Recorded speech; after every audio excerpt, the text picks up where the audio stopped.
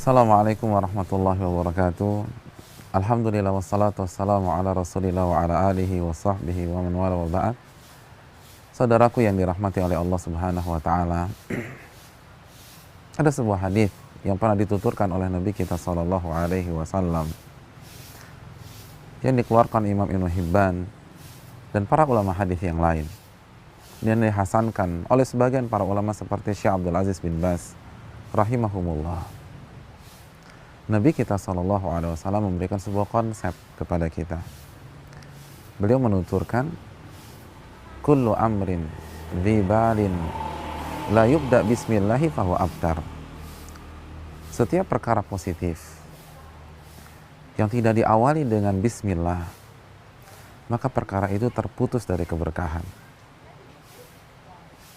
Hadis ini mengajarkan kita agar selalu memulai aktivitas kita, pekerjaan kita dengan menyebut bismillah.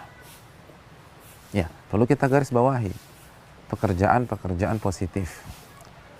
Jangan sampai di antara kita ketika ingin minum khamar lalu dia baca bismillah, atau ketika dia ingin berzina dengan seorang wanita atau dengan laki-laki dia mengucapkan bismillah agar berkah zinanya.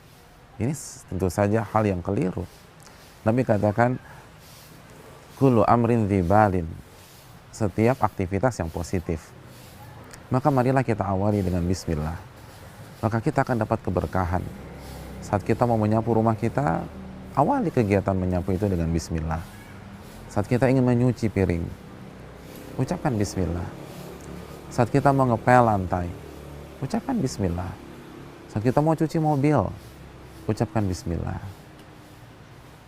Ketika kita ingin melakukan aktivitas, ucapkanlah bismillah kepada Allah subhanahu wa ta'ala. Maka insya Allah kegiatan itu akan berkah. Apa itu berkah? Kata Imam Ibnu Qayyim, berkah itu adalah mendapatkan kebaikan yang banyak dengan usaha yang minim. Ya, ketika kita mengucapkan bismillah pada saat kita mengerjakan pekerjaan rumah kita, maka insya Allah di balik itu Allah berikan kebaikan demi kebaikan. Saat kita menyetir mobil dan mengucapkan bismillah, maka insya Allah perjalanan kita akan berujung pada kebaikan demi kebaikan.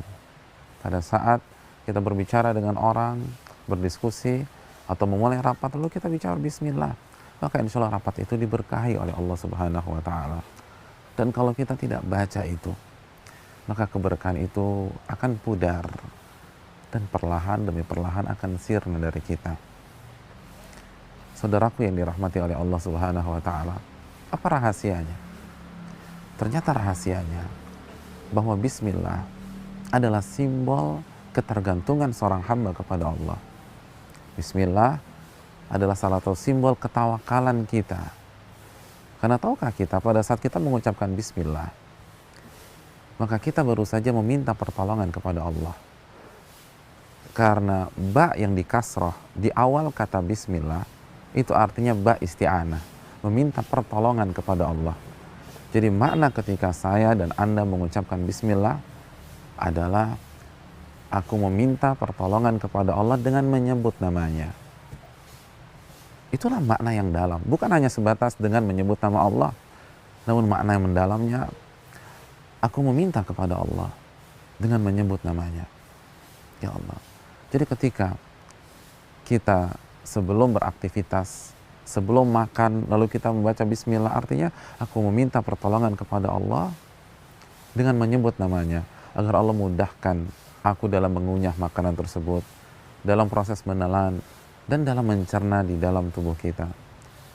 Kita akui ketidaksanggupan kita untuk mengerjakan sebuah aktivitas seorang diri. Kita baru saja mengakui bahwa kita tidak akan berhasil melakukan pekerjaan walaupun itu sederhana seorang diri. La haula wa la quwata illa billah. Tidak ada daya dan kekuatan kecuali dengan pertolongan Allah subhanahu wa ta'ala. Dan apa yang terjadi ketika seseorang benar-benar meresapi ucapan bismillahnya? Saudaraku, dia baru saja bertawakal kepada Allah. Dan Allah berfirman tentang orang-orang yang bertawakal, orang-orang yang menggantungkan dirinya kepada Allah. Dalam surat At-Talaq ayat 3, "Wa man yatawakkal 'alallahi fahuwa hasbuh." Barang siapa yang bertawakal kepada Allah, barang siapa yang bergantung kepada Allah, maka Allah akan selesaikan urusannya. Allah akan selesaikan masalahnya. Ingat, Allah berfirman dalam surat Ghafir ayat 60, "Ud'uni astajib lakum." Minta kepadaku, aku akan kabulkan. Maka ketika kita awali setiap aktivitas kita, ketika kita masuk rumah kita ucapkan bismillah. Lalu ketika kita keluar rumah kita ucapkan bismillah. Maka kita meminta pertolongan kepada Allah agar menyelesaikan urusan di dalam rumah kita. Ketika kita berinteraksi dengan suami atau suami dengan istri, ketika kita berbicara dan berkomunikasi dengan anak-anak atau anak-anak dengan orang tuanya, hadirin, kesalahan sedikit saja itu bisa berakhir prahara di rumah tangga. Jangan sombong. Bukankah banyak masalah justru lahir dari rumah kita? Mintalah pertolongan kepada Allah. Ucapkanlah bismillah ketika masuk rumah. Atau bismillah ketika keluar rumah. Karena ketika kita keluar rumah kita akan berhadapan dengan banyak kejahatan yang akan menghantui setiap aktivitas kita. Minta pertolongan kepada Allah. Tunjukkan bahwa kita tidak akan bisa menyelesaikan setiap pekerjaan kita, setiap masalah di luar, ketika berhadapan dengan orang-orang yang punya niat buruk, kecuali dengan pertolongan dari Allah Subhanahu wa Ta'ala. Orang yang ketergantungan akan selalu meminta dan meminta dan meminta. Seorang anak yang ketergantungan dengan orang tuanya dalam masalah finansial atau dalam masalah keuangan, maka dikit-dikit dia minta ayahnya, dikit-dikit dia minta ibunya. Begitu juga dengan seorang hamba yang ketergantungan dengan Allah. Maka setiap memulai aktivitas dia akan meminta tolong sama Allah. Dia akan meminta tolong kepada Allah. Dan dia terus akan meminta tolong kepada Allah. Dan itu terkumpul dalam sebuah untayan kalimat yang bernama bismillah. Mulai saat ini, awali setiap pekerjaan positif kita, walaupun hal-hal itu sepele dan kecil, dengan bismillah. Tunjukkan hal yang sepele pun, kalau kita mengandalkan diri kita tidak akan berhasil.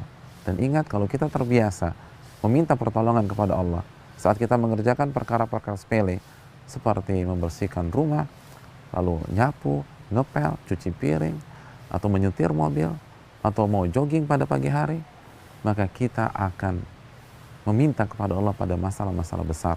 Sesuatu hal yang besar itu diawali dari hal-hal kecil. Ini yang bisa disampaikan.